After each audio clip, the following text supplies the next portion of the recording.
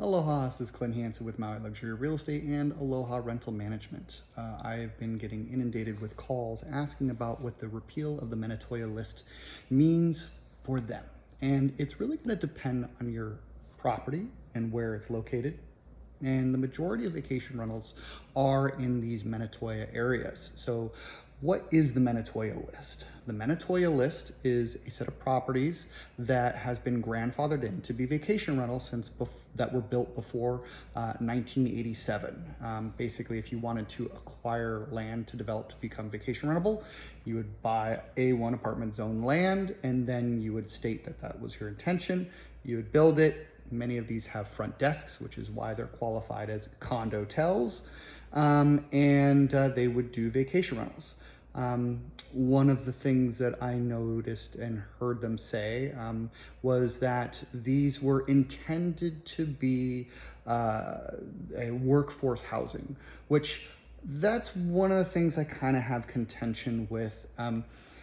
Workforce housing is the intent to build housing for the workers in the area. And these were specific properties that were developed for vacation rentals. Many of them, not every single one, but definitely the mass majority. Oceanfront properties with limited parking, very high maintenance fees that really wouldn't qualify for kind of like affordable housing to begin with. I definitely think there may be a few scenarios in which you could apply and say that, a property that wasn't initially intended to be vacation rentable was, abused the rule, but that would be a case by case and very few and far between. How did this happen? And is your property on the Manitoia list? Well, I will work towards creating a link below, and you can look at both the law or the proposed bill, as well as a link to the Manitoia list itself, and you can check to see if your property is on it. Probably is. I have a listing actually at Maui Banyan, and Maui Banyan is one of the properties that are hotel zoned, which is great. So you can continue to vacation rent if you have a Maui Banyan. Those actually rent really well because they're lock-off units. So a 2-bedroom is more like a studio and a 1-bedroom, but I digress. At the end of the day, this would be pretty devastating to the island's economy because we are a tourism-based economy. Accounts for something like $214 million in county taxes. And if you were to eradicate these rentals, basically it's something like $45 million less in income. And I don't know if that's necessarily a recent study or some from the old incomes. For some reason, I feel that would be more because I know that TVRs accounted for $40 million in the Affordable Housing Fund. And, I'm all for affordable housing. Our family has worked very diligently at creating affordable housing, which is one of the reasons why we helped and served and funded out of our own money the Nahalio Maui, which is a community land trust. We obviously didn't fund the whole thing. We could never afford to do something like that. But, Nahalio Maui being a community land trust creates affordable housing in perpetuity. And that's my thought. I believe that we should create as opposed to destroy.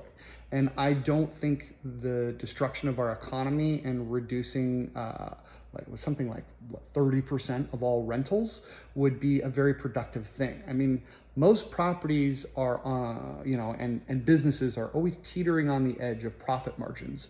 If you're making a 6% profit margin on all of your incomes, you're doing really good. And, reducing local visitor spending by 30% would be disastrous. So I think this is a bad idea, but I actually really encourage the discussion. This is a necessary time for us to discuss fixing the housing problem. And building is obviously the most straightforward method, but NIMBY is always the issue, not in my backyard. And I've seen fast-tracked developments get turned down over and over again. And one of the big reasons is neighbors saying that they don't want to add, and to a lack of infrastructure. Too long, they have been relying on developers, and developers can only build things that are going to be profitable to them. Even some of the affordable projects that I've seen recently built in the last couple of years, and I encourage you, if you would like me to get you in contact with some of these developers, I can absolutely set up an interview on my radio show. They don't make money. They are willing to lose money. And you can't have a sustainable process where people are going, to lose money on a development. It does not equate. In addition to that, I think it's really important to point out the systemic issues with affordability across the United States, with the costs of things going up across the board. You're seeing the cost of building skyrocket. And that's not just here, it's everywhere. I mean, you're seeing massive increases, and having a living wage to be able to afford a house is a very important thing. And the amount of a living wage you need is way too high here in Hawaii to afford a house. And I think there's things that we can do to diversify our industry, which is something that I've worked very diligently on. Same thing as I work towards housing and created Aloha Rental Management, specifically to house fire victims since this tragedy has happened. And we're doing quite well with that. There's a lot of government slowdowns associated with dealing with the FEMA direct lease program, and that is caused by just inefficient government systems. They really should have just given local property managers the ability to adjudicate and house these fire victims, as opposed to dealing with, federal corporations and those long processes. Because I have several vacant properties that have been vacant for months that have been approved, and I know fire victims that want to go in there that I can't put them in there because I'm not allowed to place them. So there's these issues associated with government that get in the way of what we want to accomplish, and that's housing fire victims and housing Maui's people. Other problems is, of course, the planning process for actually getting things built. So let's talk about this on a Maui basis. Maui's problem that we have is, while we've made great strides with the development of the Maui automated planning system, at the end of the day, permits are a very labor-intensive process. And there's something like 700 open positions at the county. So they really need to increase and have starting wages, maybe signing bonuses or something along those lines, to create living wages for county workers. And until they do that, it's not going to incentivize people, because there's almost any other job that you can do that you will make more and work less than at the county. And the people at the county are really amazing people. Obviously, Kiani Rollins is got a wonderful idea in order to house Hawaii people. But the idea that people have snatched and taken property away is just not the case, because most of these were developed specifically for vacation rentals. Now, I want to talk about it on a more national basis. If you look at housing as a right, I think that is a better route to take, as opposed to even having the county be responsible to inspect a property. I think you should be relying on individuals who have been licensed in the state and are bonded. I mean, what we can be doing is having insurances. These bonded individuals need to have a proof of bonding when they're going to work on things like plumbing, electrical, structural, so on and so forth, because these houses, waiting for somebody to constantly fail through a process and is very frustrating, and simple things take a very long time. And there's a lot of heroes at the county that do 20 times the amount of work that they should.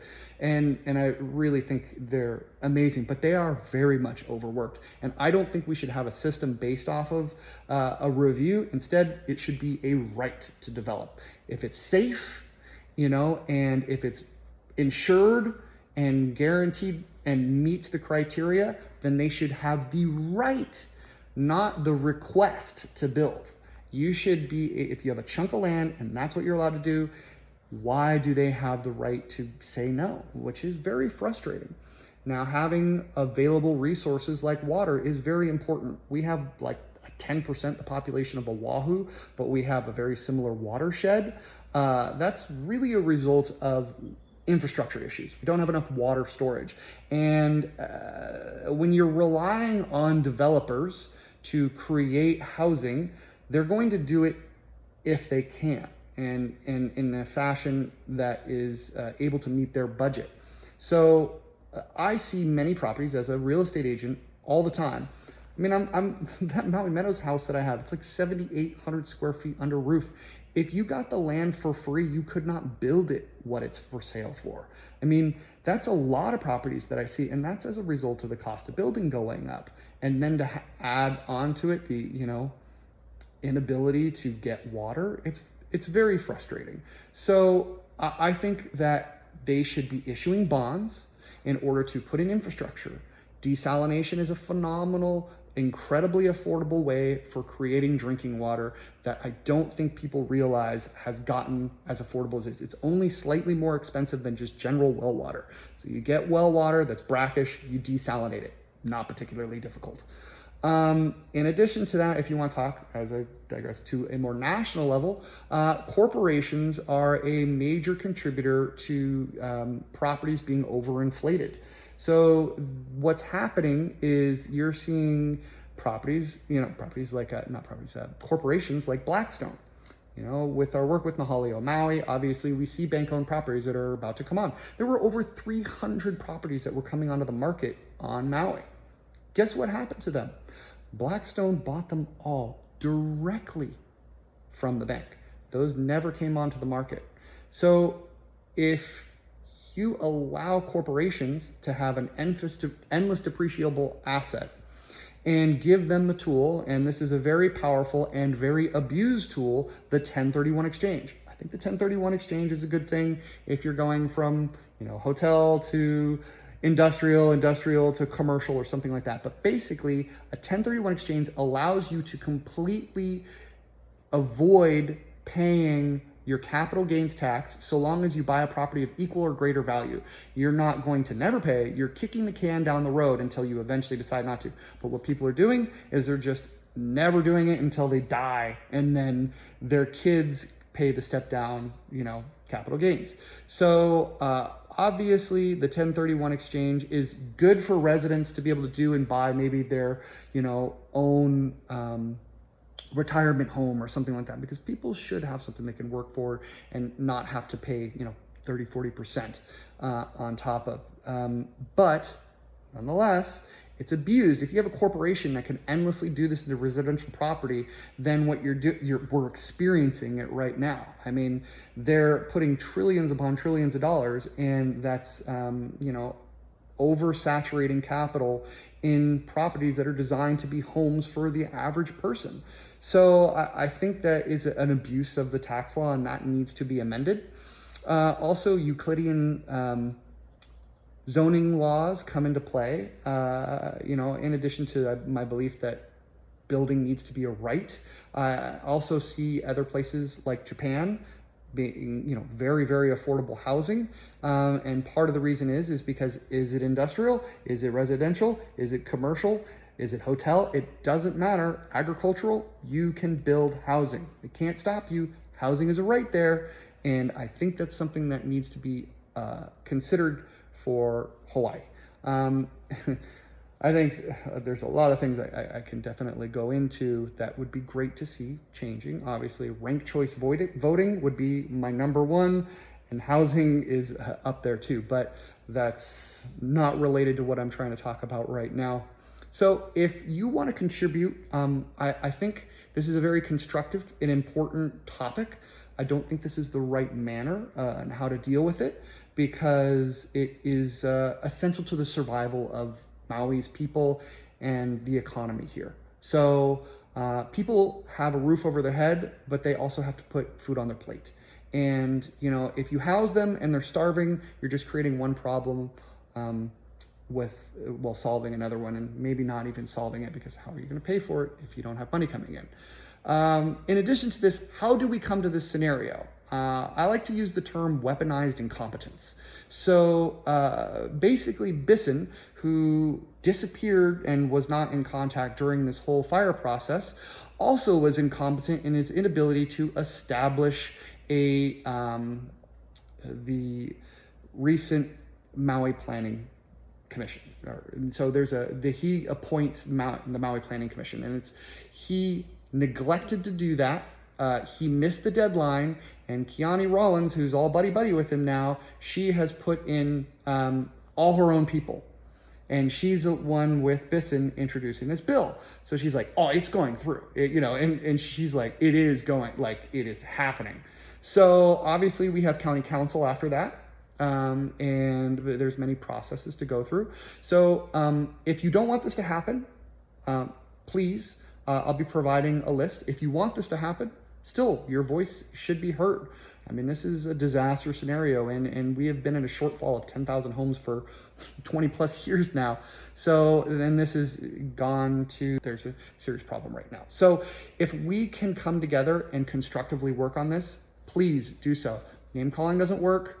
I think that, we need to have a resolution and discuss this, and not be angry individuals, which I see a lot of anger as a result of the situation that people are in, and I can completely understand that. But I think it is better to create than destroy, and I hope that we can come together to create housing for Hawaii and Maui tomorrow without destroying our economy. Aloha.